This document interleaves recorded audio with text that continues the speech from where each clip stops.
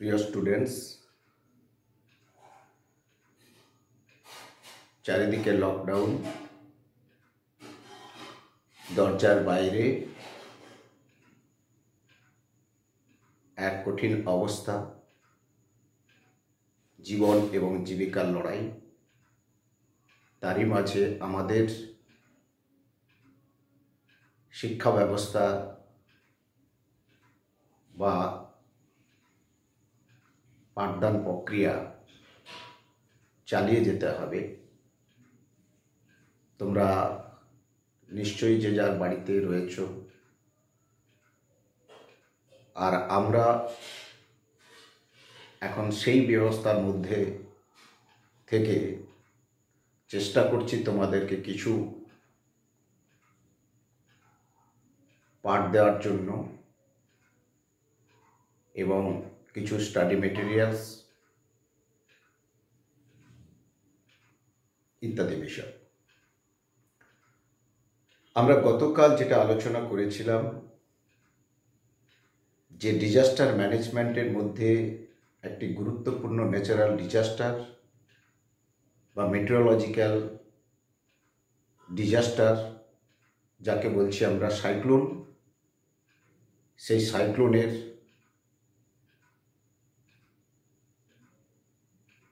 Factors, তার characteristics, তার consequences এবং তার ম্যানেজমেন্ট মেথডস অ্যান্ড পলিসি, সে সম্পর্কে আমরা আলোচনা করেছিলাম টেলিকনফারেন্সের মাধ্যমে, অর্থাৎ অডিও কনফারেন্সের মাধ্যমে। কিন্তু আজকে আমরা যেটা বিষয় নিয়ে আলোচনা করব সেটা হচ্ছে soil and biogeography, environmental geography. এগুলো আমাদের জিওগ্রাফি একটা গুরুত্বপূর্ণ সাবজেক্ট বা ব্রাঞ্চ, যেটা যে লাইফ সায়েন্স বা বায়োলজিক্যাল সায়েন্স, যেখানে বটানি, জুলজি, ফিজিওলজি রয়েছে, তার সঙ্গে সম্পর্ক রেখে আমাদের ভূগোল বিষয়ে আমরাও স্টাডি করি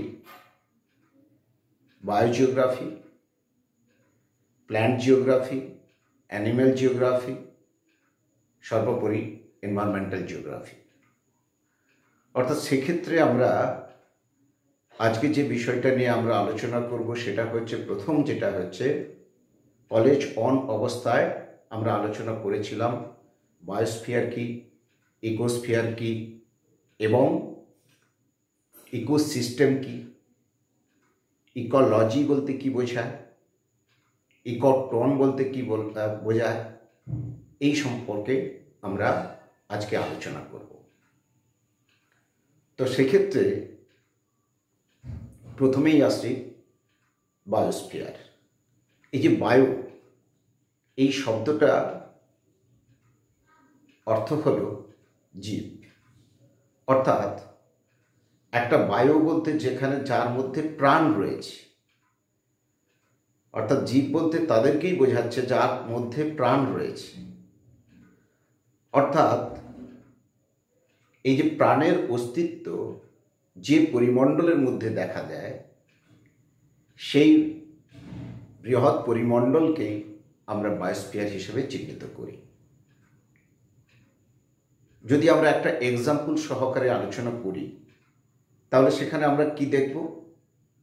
আমরা দেখব পৃথিবীর যে অ্যাটমসফিয়ার, হাইড্রোস্ফিয়ার এবং লিথোস্ফিয়ার, এই যে তিনটে পার্ট, এতে তিনটে যে স্ফিয়ার রয়েছে, এই তিনটে স্ফিয়ারের মধ্যে কোনো একটি যত দূর পর্যন্ত বা যতটা এরিয়া অঞ্চল জুড়ে একটা প্রাণের অস্তিত্ব লক্ষ্য করা যায়, সেই পরিমণ্ডলকে বায়োস্ফিয়ার বলা হয়।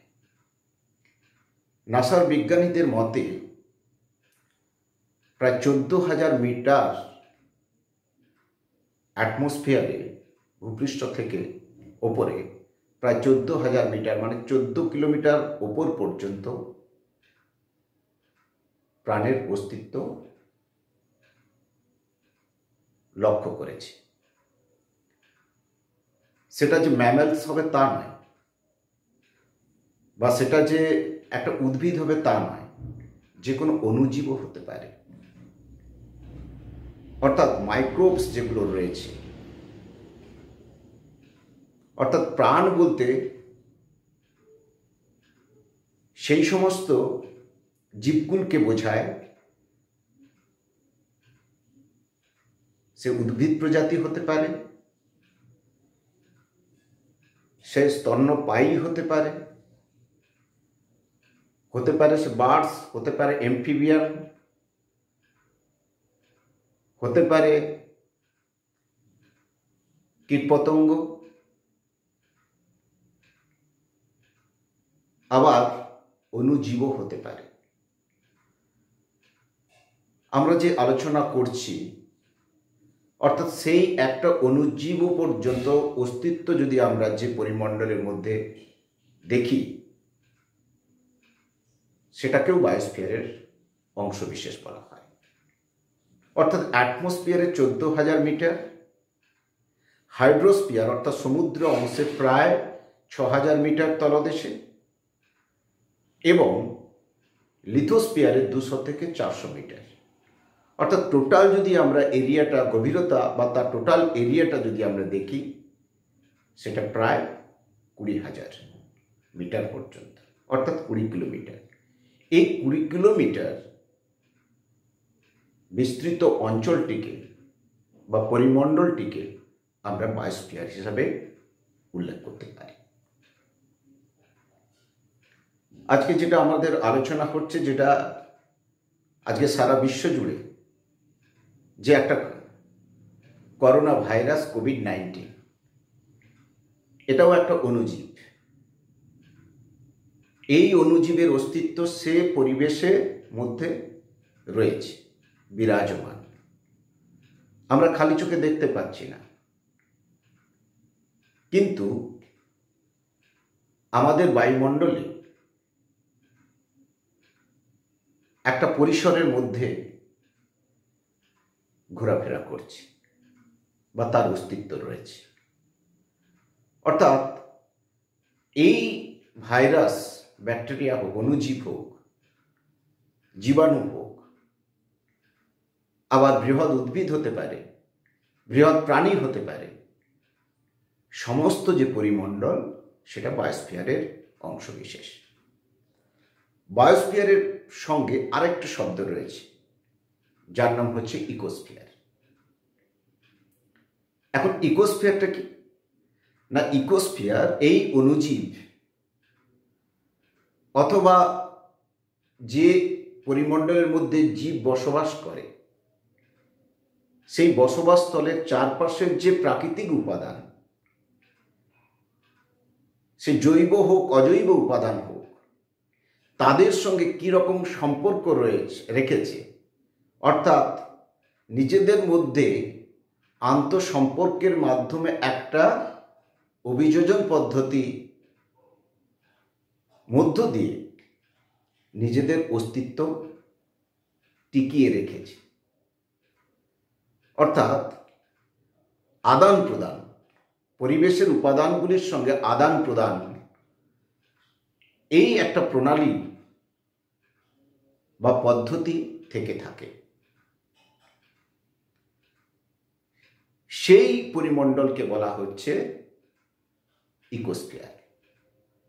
অর্থাৎ আরেকটু যদি আমি অন্যভাবে বলি, আমি 14,000 মিটার উচ্চতার উপরে মিটারে একটা কোনো প্রাণের আমি অস্তিত্ব দেখতে পেলাম, সেটা বায়োস্ফিয়ারের অংশ। কিন্তু আমাকে দেখতে হবে ওই অণুজীবটা ওখানে বংশ বিস্তার করতে পারছে কিনা, ওই অণুজীবটা ওই পরিবেশের সঙ্গে খাপ খাইয়ে নিজেদের অস্তিত্ব টিকিয়ে রাখতে পারছে কিনা। অভিযোজন পদ্ধতির মাধ্যমে তখন কিন্তু সেটা, যদি অভিযোজন পদ্ধতির মাধ্যমে নিজেদের অস্তিত্বকে টিকিয়ে রাখতে পারে, পরিবেশের সঙ্গে খাপ খাইয়ে তখন সেটা ইকোস্ফিয়ারের অংশ বিশেষ হবে।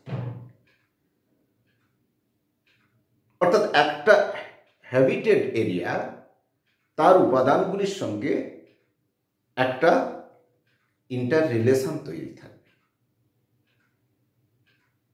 সেই পরিমণ্ডলকে বলবো আমরা ইকোস্ফিয়ার। অর্থাৎ বায়োস্ফিয়ার এবং ইকোস্ফিয়ার এই দুটো হচ্ছে আমাদের বায়োজিওগ্রাফির প্রথম পার্ট। দ্বিতীয় পার্টে যে অংশটা রয়েছে সেটা আমি আসছি নেক্সট ভিডিওতে। তার মধ্যে ইকোলজি, ইকোসিস্টেম অ্যান্ড ইকোটন।